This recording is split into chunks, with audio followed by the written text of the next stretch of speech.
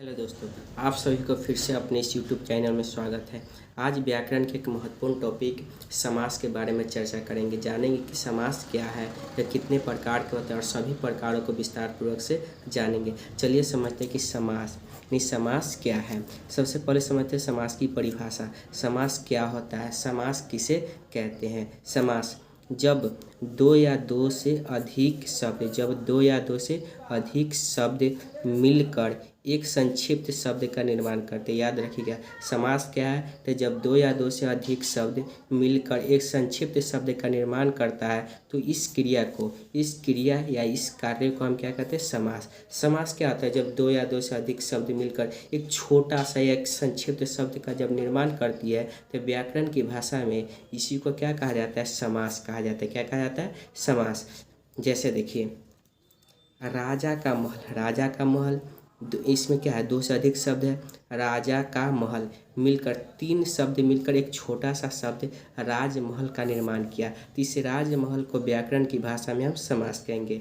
और देखिए, रोग से मुक्त, यहाँ पर देखिए तीन शब्द मिलकर एक संक्षिप्त यानी छोटा सा शब्द का निर्माण किया, जिसे कहते हैं रोग मुक्त। इसको व्याकरण की भाषा में समास कहते हैं। अगला एग्जाम्पल देखिए, देश के लिए भक्ति। देश के लिए जो भक्ति होता है उससे संक्षिप्त में कहते हैं देशभक्ति। तो यहाँ पर देखिए 1 2 3 4 शब्द मिलके एक छोटा सा शब्द संक्षिप्त शब्द का निर्माण किया, देशभक्ति। तो देशभक्ति को व्याकरण की भाषा में इसी को हम क्या कहते हैं, समास।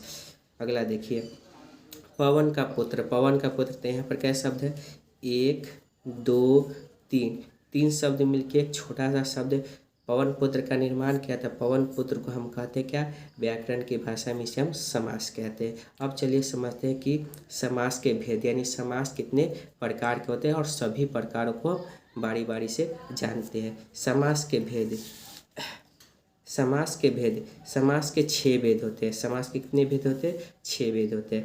पहला अव्ययी भाव समास, पहला क्या है, अव्ययी भाव समास। दूसरा है तत्पुरुष समास, दूसरा क्या है, तत्पुरुष समास। तीसरा है कर्मधारय समास, तीसरा क्या है, कर्मधारय समास। चौथा है द्विगु समास। पाँचवा है द्वंद्व समास, पाँचवा क्या है, द्वंद्व समास।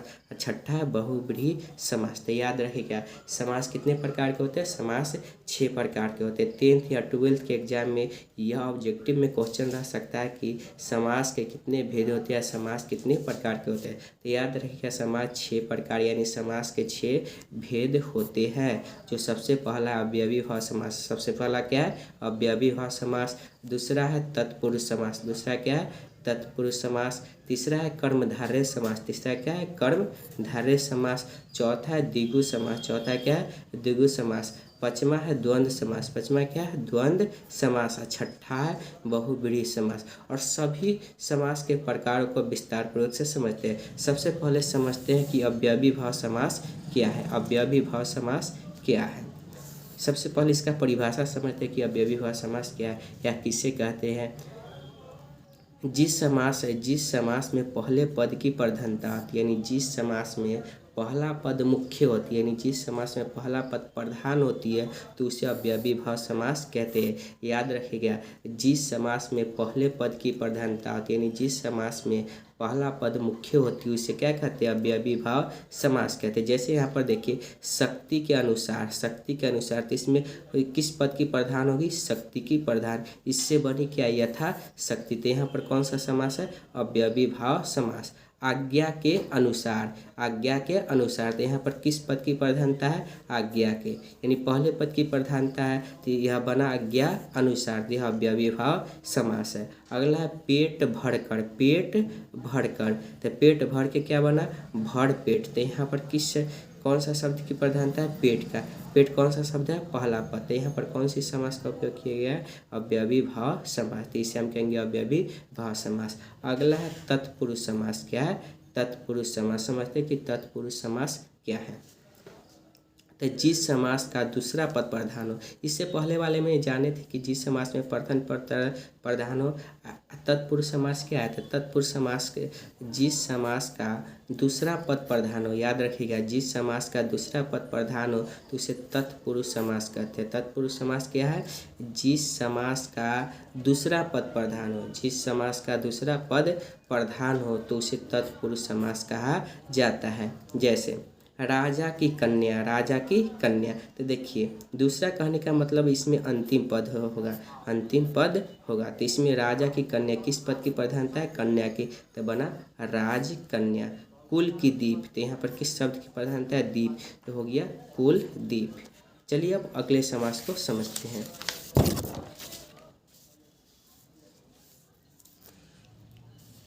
अगला समास है कर्मधारय समास। क्या है? कर्मधारय समास। समझते हैं कि कर्मधारय समास क्या है। तो जिस समास में पहला पद दूसरे पद की विशेषता बताइए। समझिए बहुत इंपॉर्टेंट है कर्मधारय समास। कर्मधारय समास है जिस समास में पहला पद है ना, जिस समास में प्रथम पद यानी पहला पद दूसरे पद की विशेषताओं को बताता है, दूसरे पद की विशेषताओं को बताया तो उसे क्या कहते हैं? कर्मधारय समास। क्या कहते हैं? कर्मधारय समास। फिर से समझिए कर्मधारय समास क्या है। तो जिस समास में पहला पद दूसरे पद की विशेषता बताए, पहला पद दूसरे पद की विशेषता बताए तो उसे कर्मधारय समास कहा जाता है। या दूसरे तरीका से भी समझ सकते हैं, जिस समास में पहला पद विशेषण, जिस समास में पहला पद विशेषण और दूसरा पद विशेष से, दूसरा पद है ना विशेषण के विशेष से हो तो उसे कर्मधारय समास कहते हैं। फिर से समझिए, जिस समास में पहला पद विशेषण, जिस समास में पहला पद विशेषण तथा दूसरा पद विशेषण की विशेष से, विशेषण की विशेष से हो तो उसे कर्मधारय समास कहते हैं। पहला डेफिनेशन के अनुसार समझते हैं, फिर दूसरा पहला डेफिनेशन कहता है कि जिस समास में पहला पद दूसरे पद की विशेषता। देखिए मैं पहला पद क्या है? नीला, दूसरा पद है कमल। क्या है? पहला पद क्या है? नीला, दूसरा पद है कमल। तब पहला पद क्या है? नीला, दूसरा पद है कमल, तो दूसरा पद क्या है? कमल। तो कमल की विशेषता क्या बता रही है? पहला पद नीला, कि वह क्या है? नीला है। क्या है? नीला। दूसरा समझिए, तो बना क्या? नील कमल। उसके बाद है महान राजा, महान राजा। तो दूसरा क्या शब्द है? राजा। अब पहला शब्द है महान, तो राजा की विशेषता पहला शब्द बता रही है कि राजा क्या है? महान है। तो यहाँ पर कौन सा समास का प्रयोग हुआ? कर्मधारय समास, और मिलकर बनाया महाराज। परम है जो आत्मा, परम जो है जो आत्मा, ये में आत्मा की विशेषता बताते कि वह परम है, तो मिलकर बना परमात्मा। नीला कंठ, कंठ की विशेषता बताती है कि वह नीला है, तो बना नीलकंठ। महान है जो आत्मा, जो आत्मा महान है, तो आत्मा की विशेषता बता रही है कि वह क्या है? महान, यानी दूसरा पद की विशेषता पहला पद बता रही है और मिलके बना महात्मा। दूसरा पद समझे कि जिस समास में पहला पद विशेषण, नीला क्या है? विशेषण, और दूसरा पद विशेष से, इस शब्द की विशेषता बता रही, तो क्या हो गया? विशेष। सभी शब्दों में यही है, दूसरा पद है विशेष से या पहला पद है विशेषण। ठीक है, तो यहाँ पर कौन सी समास का प्रयोग हुआ? कर्मधारय। अगर किसी शब्द में अगर पहला पद विशेषण और दूसरा पद विशेष से हो तो वह कर्मधारय समास होती है। अगला है द्विगु समास। क्या है? द्विगु समास। चलिए समझते हैं कि द्विगु समास क्या है। तो जिस समास में पहला पद संख्यावाचक, इसको पहचानने का सबसे हल्का तरीका है कि पहला पद क्या होना चाहिए? संख्या, यानी नंबर होगा तो समझ जाएंगे वह द्विगु समास है। तो जिस समास का पहला पद संख्यावाचक हो, जिस समास का पहला पद क्या हो? संख्यावाचक, तो उसे द्विगु समास कहा जाता है। याद रखिएगा, जिस समास का पहला पद संख्यावाचक यानी कोई नंबर हो तो समझ जाइए वहाँ पर कौन सा समास का प्रयोग हुआ है? द्विगु समास। जैसे 5 बटों का समूह, 5 बटों का समूह, यहाँ पर देखिए संख्या है तो बना पंचवटी। 3 लोकों का समूह, यहाँ पर संख्या है तो बना त्रिलोक। 5 तत्वों का समूह, पंचतत्व, यहाँ पर संख्या है, या यहाँ से भी पहचान सकते हैं। पंच मतलब 5, त्रि मतलब 3, पंच मतलब 5, अब पंच मतलब 5, ये 5 रत्नों का समूह। तो यहाँ पर कौन से समास का प्रयोग हो रहा है? द्विगु समास। तो द्विगु समास क्या है? जिस समास का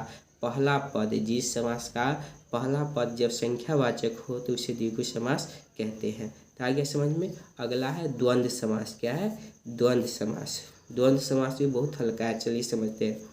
जिस समास में दोनों पद प्रधान हो, जिस समास में दोनों पद प्रधान हो तो उसे द्वंद्व समास कहा जाता है। इस समास में क्या होता है? दोनों पद प्रधान होती है ना, पहला पद भी प्रधान होती है और दूसरा पद भी प्रधान होती है। जैसे राम और लक्ष्मण, यहाँ पहला पद या दूसरा पद दोनों मिलकर बनाया राम लक्ष्मण, तो यहाँ पर दोनों पद प्रधान है। यह सबसे आसान तरीका है कि इस शब्दों का जो समास बनता है उसके बीच हाइफन का साइन रहता है। तो समझिए यहाँ पर कौन सी समास का प्रयोग हुआ है? द्वंद्व समास। अगला है एग्जाम्पल है गुण और दोस्त। तो गुण और दोस्त से मिलकर बना गुण दोस्त। माता पिता मिलकर बना माता पिता। भाई और बहन मिलकर बना भाई बहन।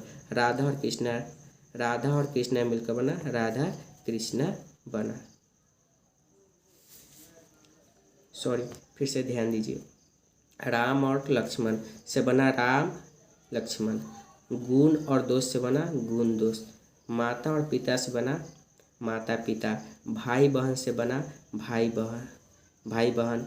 राधा और कृष्णा से बना राधा कृष्णा। तो यहाँ पर कौन से समास का प्रयोग है? द्वंद्व समास।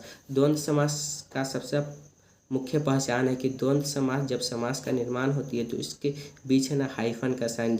अगर किसी भी समास के बीच हाइफन का साइन है तो वह समझ जाइए कौन सी समास है? द्वंद्व समास। अगला है बहुव्रीहि समास। बहुव्रीहि समास समझते कि बहुव्रीहि समास क्या है? तो जिस समास में कोई भी पद प्रधान नहीं, इस समास में न पहला पद प्रधान होती न दूसरा पद, यानी कोई भी पद जब प्रधान नहीं होती तो उसे बहुव्रीहि समास कहा जाता है। बहुव्रीहि समास क्या है? तो जिस समास में कोई भी पद प्रधान न हो तो उसे बहुव्रीहि समास कहा जाता है। जैसे नीरज, तो नीरज क्या चीज़ से बनता है? नीर में जो जन्म लेने वाला, नीर में मतलब जो पानी में जन्म लेता है उसे नीरज कहा जाता है। लेकिन यह विशेष अर्थ को प्रकट करती है, कमल। तो यहाँ पर ना पहला पद प्रधान है ना दूसरा पद प्रधान है, तो इसे हम कहेंगे बहुव्रीहि समास। चक्रधर यानी विशेष अर्थ को जब समास में ना जब विशेष अर्थ को जो प्रकट कर रही तो समझिए वह बहुव्रीहि समास है। चक्र को धारण करने वाला को हम चक्रधर बोल देते हैं। यहाँ कौन सी समास है? बहुव्रीहि। लेकिन चक्रधर एक विशेष अर्थ को प्रकट करती है, उसका मतलब क्या होती है? विष्णु। इस प्रकार हम जाने कि समास क्या है, कितने प्रकार के होते हैं और सभी प्रकारों को विस्तार पूर्वक जाने। अगली वीडियो में हम व्याकरण के कुछ दूसरे महत्वपूर्ण टॉपिक के बारे में चर्चा करेंगे। धन्यवाद।